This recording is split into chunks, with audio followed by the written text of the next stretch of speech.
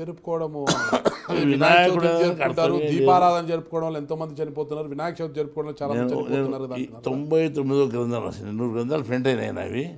107 గ్రంథాలు నేను రాసేప్పుడు టైప్ అయినాయి, కానీ 100 గ్రంథాలు ప్రింట్ అయినాయి. దాంట్లో 99వ గ్రంథము ఒకటి ఉంది. ఆ పేరు తెలుసా మీకు? తెలుసు. అంటే భక్తిలో మీరు వ్యభిచారులా సంసారులా అని అడిగినాడు. భక్తిలో మీరు వ్యభిచారులా సంసారులా అని అడిగి నేను చెప్పినానంటే ఈ వినాయకుడి గురించి చెప్తా వచ్చారనమాట. వినాయకుడి చేతులు ఎక్కువ ఉన్నాయి, తొండం ఉంది, అంతే కదా. ఇది ఎందుకు పెట్టారు, ఏం కథ, పుట్టుబృత్తం మీద సారాంశం చెప్తూ వచ్చి ఆ వినాయకుడి గురించి సంపూర్ణంగా చెప్పిన ఆ చదివినోడు ఎవడు వినాయకుడు ఎవడు మొక్కడు, అది తప్పు అనుకుంటారు. అసలు ఒక చిన్న అనుమానాన్ని మీరు నివృత్తి చేసిన తర్వాత మళ్ళీ మిగతా అంశంలోకి వెళ్ళండి. ఆంజనేయ స్వామికి కోతిమూతి లేదు, వీళ్ళు సృష్టించారు ఆర్యులు గ్రంథం రాశారు అని అంటారు. అప్పుడు వినాయక స్వామికి ఏనుగు తొండం ఉందంటారా లేదంటారా? ఎట్లా అంటారండి? తలకాయ ఎట్ట పెడతారు, ఏనుగు తొండం మనిషికి ఎట్ట పెడతారు చెప్పు? అబద్ధ కల్పన కాదా ఇది? కల్పించినది కాదా ఎంత?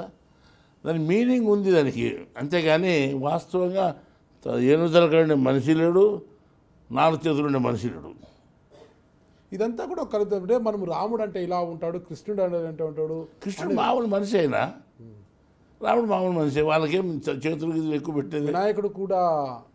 వినాయకుడు కూడా మామూలు మనిషి అంటారు మీరంతా. వాళ్ళు మనిషే కాదు, వీళ్ళు సృష్టించిన రూపకల్పన. కానీ మీనింగ్ వింటారా మీరు? పూర్వం కాదు, ఇప్పుడు కూడా అంతే కదా. ప్రజలు ఉన్నారు, బీదోళ్ళు ఉన్నారు, ధనికులు ఉన్నారు. వాడు ధనికుడు ఏం చేస్తాడంటే బీదోని వాడిని ధనంతో వాడిని అణిచిపెట్టి వాడిని పని చేయించుకుంటూ ఉంటాడు ఇక్కడ. అంటే వాడు ఏలుగంతుడు, వీడు ఎలుగంతుడు అంటాం మనం. పోలీసు చెప్తానా? భేదవాడిని ఏమంటాము? ఎలుగంతుడు అంటాం. ధనికుని ఏమంటాం? ఏలుగంతుడు అంటాం. ఇప్పుడు ఎలుగంతుడు మీద పెత్తనం చలాయిస్తున్నాడు. వాడి కింద ఎలుకను ఏం చేసినాడు? వాహనం కూర్చోబెట్టారు. ఏనుగు కింద ఎలుకైనా ఎక్కడైనా వాహనం ఉంటుందో చెప్పండి? లేదు. మీనింగ్ అది. అంటే ఇది పెత్తనం చలాయిస్తున్నారు ఇల్లు ఈ విధంగా. కానీ ఇది సమాజంలో ఇట్లా ఉండకూడదు, సమాజం ఉండాలి.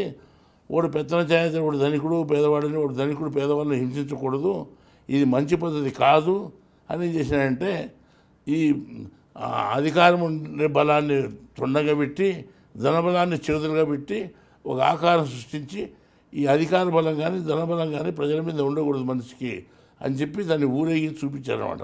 ఇది మంచిది కాదు, మంచిది కానీ ఊరేగించి ప్రజలకంతా చూపించి ఇది ఉండకూడదని ముక్కలు చేసి ఏట్లో కలిపేశారు. పూర్వం ఉండకూడదని, ఇటు ఉండకూడదు, సమాజం ఉండాలని. అది ఇప్పుడు ఏమైంది? అది పోయింది ఉద్దేశం. వినాయక తొండం ఉంది, చేతులు ఆయన మన పూజలు మొదలుపెట్టారు.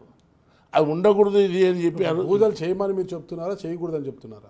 చేయకూడదని చెప్తున్నాను. అదేంది మీనింగ్ తెలుసుకున్నానికి ఆ రోజు ఊరేగించారు. మీరు చెబుతూనే ఉన్నారు, ప్రజలు చేస్తూనే ఉన్నారు. ఎంతవరకు మానారంటారు?